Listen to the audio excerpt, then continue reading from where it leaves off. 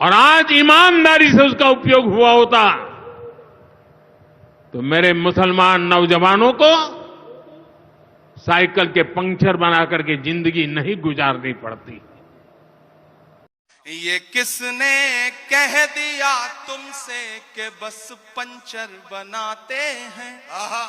एक गाली जो हर दिन हमें दी जाती है, एक तंज जो हर दिन हम पे किया जाता है। मैं एक मतला पढ़ता हूं और आपसे दुआ मांगता हूं कि ये किसने कह दिया तुमसे कि बस पंचर बनाते हैं।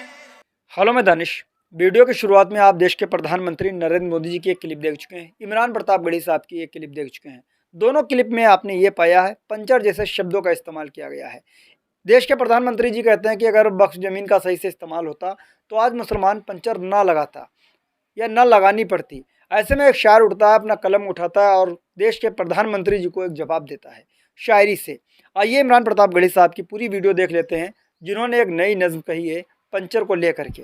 आइए वीडियो को लाइक करें, डीएल गोल्डन न्यूज़ चैनल को सब्सक्राइब करें। पहले देश के प्रधानमंत्री जी को सुन लेते हैं 20 सेकंड, उसके बाद में इमरान साहब को सुनते हैं। वीडियो देखते हैं। वक्फ के नाम पर लाखों हेक्टर जमीन पूरे देश में है। इस जमीन, इस प्रॉपर्टी से गरीब का, बेसहारा महिलाओं बच्चों का भला होना चाहिए था। और आज ईमानदारी से उसका उपयोग हुआ होता तो मेरे मुसलमान नौजवानों को साइकिल के पंक्चर बना करके जिंदगी नहीं गुजारनी पड़ती। आपने देश के प्रधानमंत्री जी का एक बयान सुन लिया, मुसलमानों को पंचर ना बनानी पड़ती, लेकिन इस बात को लेकर के शायर इमरान प्रतापगढ़ी साहब की बड़ी तूफानी नज्म को सुन लेते हैं। ये किसने कह दिया तुमसे कि बस पंचर बनाते हैं। एक गाली जो हर दिन हमें दी जाती है, एक तंज जो हर दिन हम पे किया जाता है। मैं एक मतला पढ़ता हूं और आपसे दुआ मांगता हूं कि ये किसने कह दिया तुमसे कि बस पंचर बनाते हैं।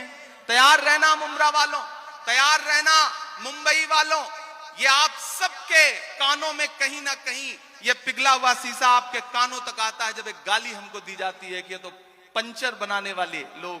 मैं शेर पढ़ता हूं। ये किसने कह दिया तुमसे कि बस पंचर बनाते हैं। ये किसने कह दिया तुमसे कि बस पंचर बनाते हैं।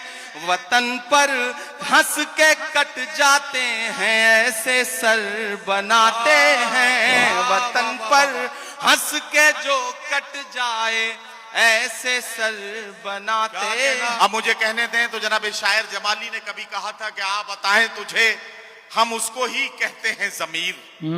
तुझको जिस चीज के बदले में मिली है दुनिया, तुझको मालूम नहीं तख्त पे बैठे हुए शख्स किस हिकारत से तुझे देख रही है दुनिया। हमारा मसला यह है कि हम ही को कातिल कहे कि दुनिया हमारा ही कत्ले आम होगा। हम ही कुएं खोदते फिरेंगे, हम ही पे पानी हराम होगा। अगर यही जहनियत रही तो मुझे ये डर है कि इस सदी में न कोई अब्दुल हमीद होगा, न कोई अब्दुल कलाम होगा। मैं बड़ी जिम्मेदारी के साथ बात कह रहा हूं कि आज की इस मुश्किल सियासत के दौर में, जहां सच बोलना एक गुनाह की तरह माना जा रहा है, ऐसे में एक नौजवान ने आपके हक में सच्चाई के साथ आवाज उठाना अपनी जिंदगी का मकसद बनाया हुआ है। आप कभी भी पार्लियामेंट की कार्यवाही देखते हैं तो राज्यसभा में आपकी आवाज बनकर जो नौजवान गूंजता हुआ आपको नजर आता है। हर मौके पर आपकी हिमायत में अपनी आवाज का परचम लेकर जिस तरह से आपके लिए लड़ता हुआ नजर आता है, वो नौजवान है जिसके मिसरों पर दुआएं देकर आपने उसे ताकत दी थी।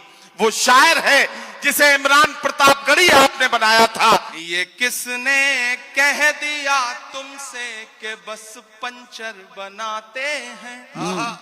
एक गाली जो हर दिन हमें दी जाती है, एक तंज जो हर दिन हम पे किया जाता है। मैं एक मतला पढ़ता हूं और आपसे दुआ मांगता हूं कि ये किसने कह दिया तुमसे कि बस पंचर बनाते हैं। तैयार रहना मुंब्रा वालों, तैयार रहना मुंबई वालों।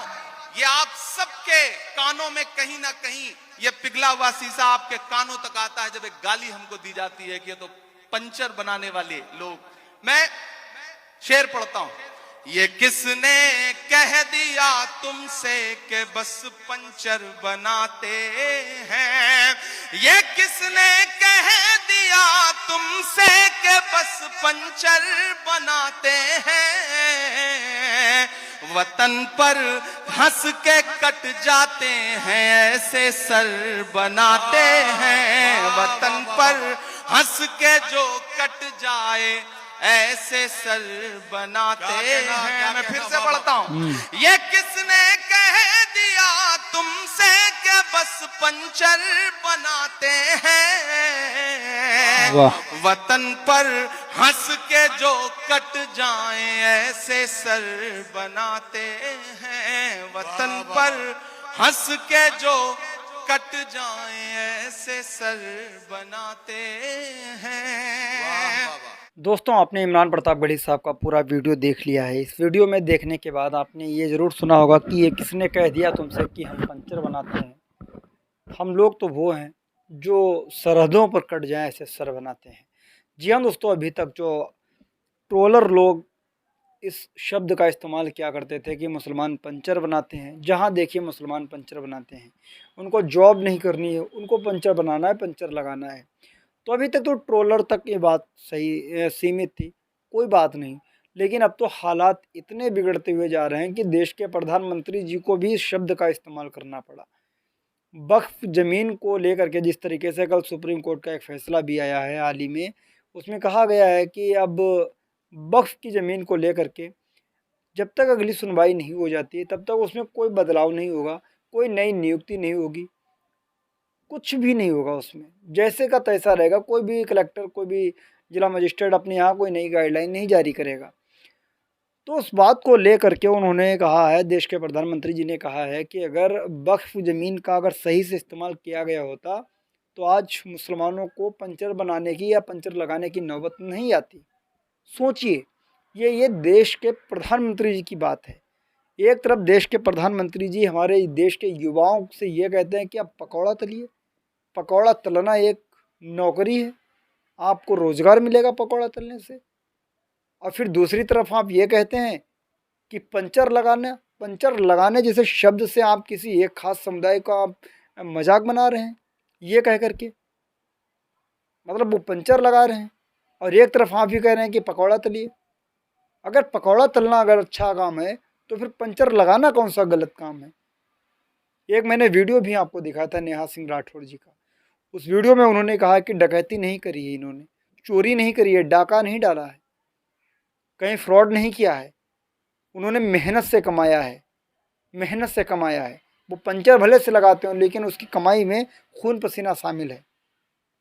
पंचर भले से लगाते हों लेकिन आप जो इस तरीके से हिंदू मुसलमान की नफरत की जो सियासत कर रहे हैं, ये कहीं ना कहीं गलत है। तो दोस्तों, इस वीडियो को देखने का मकसद ये है कि कहीं ना कहीं लोगों की भाषा में काफ़ी ज़्यादा बदलाव आता गया। इमरान प्रताप गढ़ी साहब ने जो 4 मिसरे कहे हैं, ये किसने कह दिया कि हम लोग बस पंचर बनाते हैं, ये जो 4 लाइनें कही है, ये मुझे लगता है कि जब ट्रोलर की आवाज़ उन्होंने देखी, ट्रोलर के जब उन्होंने स्क्रीनशॉट देखे, पोस्ट देखी, तब इमरान प्रताप गढ़ी साहब ने ये मुंबई में खड़े होकर के मिसरे कहे थे।